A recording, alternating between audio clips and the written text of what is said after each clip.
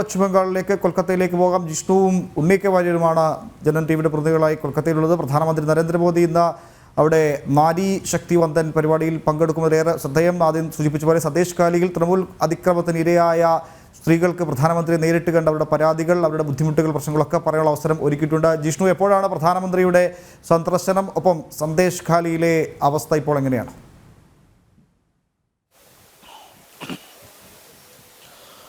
ഉമേഷ്, പ്രധാനമന്ത്രി നരേന്ദ്രമോദി ഇന്നലെ തന്നെ പശ്ചിമ ബംഗാളിൽ എത്തിയിരുന്നു. കൊൽക്കത്തയിലുള്ള അദ്ദേഹം ഇന്ന് 10:30 ബരാസാത്തിലെത്തും. ബരാസാത്തിലാണ് ഇന്ന് പൊതുപരിപാടി രാവിലെ ക്രമീകരിച്ചിട്ടുള്ളത്. ഉമേഷ് സൂചിപ്പിച്ചതുപോലെ ഈ ബരാസാത്തിലെ പരിപാടി നാരി ശക്തി വന്ദൻ എന്ന സ്ത്രീകളുടെ ഒരു സമ്മേളനമാണ് അവിടെ നടക്കുന്നത്. അതിൽ ഏറ്റവും പ്രധാനപ്പെട്ടത് അടുത്തിടെയും ബംഗാളിൽ നിന്ന് പുറത്തു വന്നിട്ടുള്ള ഏറ്റവും ക്രൂരമായ വാർത്തകൾ, അല്ലെങ്കിൽ കഴിഞ്ഞ കാലങ്ങളിൽ നമ്മൾ പശ്ചിമ ബംഗാളിൽ നിന്നുള്ള വാർത്തകൾ നമുക്കറിയാം. ഇത്തരത്തിൽ തുടർച്ചയായ ഭരണം കിട്ടുമ്പോൾ അതിൽ ജനങ്ങൾക്ക് മേൽ അടിച്ചേൽപ്പിക്കുന്ന നിരവധി കാര്യങ്ങൾ, അല്ലെങ്കിൽ ജനങ്ങളുടെ, കർഷകരുടെ ഭൂമി പിടിച്ചെടുത്തുകൊണ്ടും അവരുടെ പണം പിടിച്ചെടുത്തുകൊണ്ടും അവരെ തടവറയിലാക്കിക്കൊണ്ടും പശ്ചിമ ബംഗാളിൽ നേരത്തെ നന്ദിഗ്രാമും, സിംഗൂരും, മാരിജാപ്പിയും എല്ലാം തന്നെ നമുക്ക് മുൻപിലുണ്ട്. അതിന് സമാനമായൊരു സംഭവം, വികാസം ഈ ഉൾനാടൻ ഗ്രാമത്തിൽ സുന്ദർബനിൽ നിന്നും വീണ്ടും ഉള്ളിലേക്കുള്ള സന്ദേശ് ഖാലിയിൽ ഒരു ഗ്രാമത്തിലെ മുഴുവൻ ജനങ്ങളെ തൃണമൂൽ കോൺഗ്രസ് നേതാവ്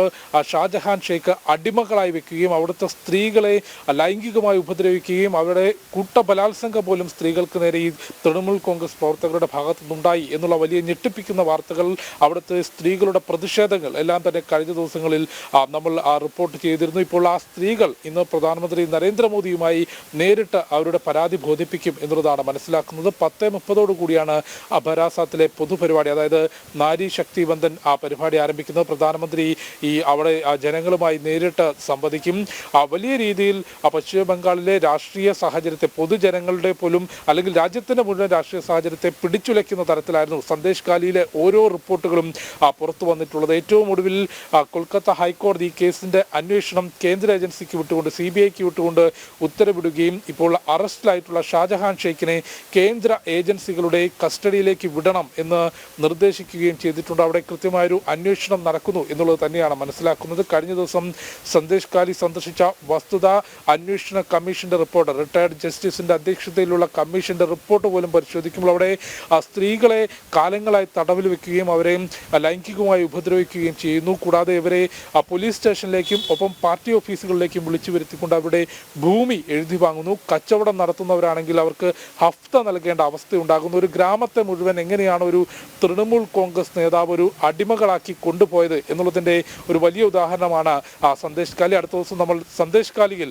പോകുന്നുണ്ട്. അവിടെ ഒറ്റ കാര്യം കൂടി, അവിടെ ഈ സന്ദേശ് ഖാലിയിലേക്ക് പോകാൻ ശ്രമിച്ച പ്രതിപക്ഷ നേതാവായ സുവേന്ദു അധികാരിയെ തടയുന്നു. കോടതി ഉത്തരവുണ്ടായിട്ട് പോലും അവിടേക്ക് ആർക്കും പ്രവേശിക്കാൻ കഴിയുന്നില്ല. പശ്ചിമ ബംഗാളിലെ ഈ സന്ദേശ് ഖാലി മാത്രമല്ല മറ്റെല്ലാ പ്രദേശത്തും അങ്ങനെ മമതയുടെ ജംഗിൾ രാജാണെന്ന ആരോപണമാണ് BJP മുന്നോട്ട് വെക്കുന്നത്. അതിനെ ശരിവെക്കുന്ന തരത്തിലേക്കാണ്, പുറത്തുനിന്ന് ആർക്കും അവിടെ ചെല്ലാൻ കഴിയാത്ത തരത്തിലേക്കൊക്കെ നിയന്ത്രണങ്ങൾ ഏർപ്പെടുത്തുന്നു. എല്ലാ ആഭ്യന്തര വകുപ്പിൻ്റെ എല്ലാ സംവിധാനങ്ങളെയും അത്തരത്തിലേക്ക് മമത മാറ്റിമറിക്കുന്നു എന്നൊക്കെയാണ് പുറത്തുവരുന്ന ന്യൂസ് ഏജൻസികളൊക്കെ റിപ്പോർട്ട് ചെയ്യുന്ന വാർത്തകൾ. ഈ പശ്ചിമ ബംഗാളിൽ എത്തിയ ജിഷ്ണുവിന് അക്കാര്യത്തിൽ എന്താണ് ഫീൽ ചെയ്യുന്നത്?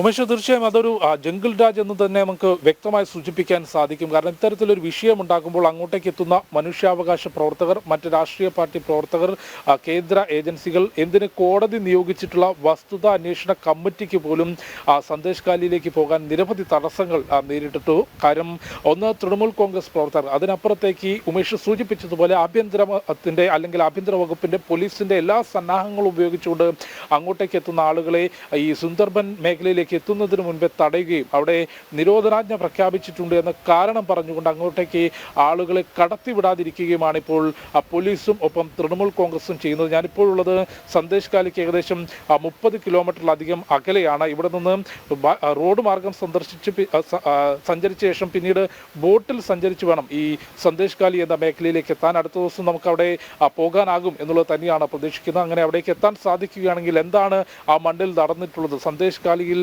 തൃണമൂൽ കോൺഗ്രസിന്റെ ഭാഗത്തുനിന്ന് എന്ത് തരത്തിലുള്ള പ്രവർത്തനങ്ങൾ നടന്നു, അവിടുത്തെ സ്ത്രീകൾക്ക് എന്താണ് പറയാനുള്ളത് എന്ന് നമുക്ക് നേരിട്ട് പ്രേക്ഷകരിലേക്ക് എത്തിക്കാൻ സാധിക്കും. ഏതായാലും ഇന്ന് പ്രധാനമന്ത്രിയുടെ പൊതുപരിപാടി ബരാസാത്തിലാണുള്ളത്. അവിടെ ഈ സന്ദേശ് കാലി ഏതായാലും ജിഷ്ണു, സന്ദേശ് കാലിൽ എന്താണ് സംഭവിച്ചതെന്നതിൻ്റെ യഥാർത്ഥ വശം അറിയാൻ, ജിഷ്ണുവിൽ നിന്ന് ആ വാർത്തകൾ അറിയാൻ പ്രേക്ഷകർ കാത്തിരിക്കേണ്ട. കാരണം അതിൻ്റെ യഥാർത്ഥ വശം എന്താണെന്ന് പറയാൻ പലപ്പോഴും കേരളത്തിലെ മാധ്യമങ്ങൾ മടിക്കുന്നുണ്ട്. അതുകൊണ്ടാണ് ജനൻ ടി വി സംഘം സന്ദേശ് കാലിയിലേക്ക് യാത്ര തിരിച്ചു. എന്താണ് സന്ദേശ് കാലിയിൽ സംഭവിക്കുന്നത്, പശ്ചിമ ബംഗാളിലെ യഥാർത്ഥ അവസ്ഥ എന്താണെന്ന് കേരളത്തിലെ ജനങ്ങൾ അറിയേണ്ടിയിരിക്കുന്നു. അതുകൊണ്ട് തന്നെയാണ് ജനൻ ടി വി സംഘം അവിടേക്ക് തിരിച്ചിരിക്കുന്നത്. വരുന്ന ബുള്ളറ്റിനുകളിൽ അതുമായി ബന്ധപ്പെട്ട കൂടുതൽ വിവരങ്ങൾ, പ്രതികരണങ്ങളൊക്കെ ജിഷ്ണുവിൽ നിന്ന് പ്രതീക്ഷിക്കുന്നുണ്ട്. ജിഷ്ണുവാണ് പശ്ചിമ ബംഗാളിൽ നിന്ന് വിശദമായ വിവരങ്ങൾ പങ്കുവച്ചത്.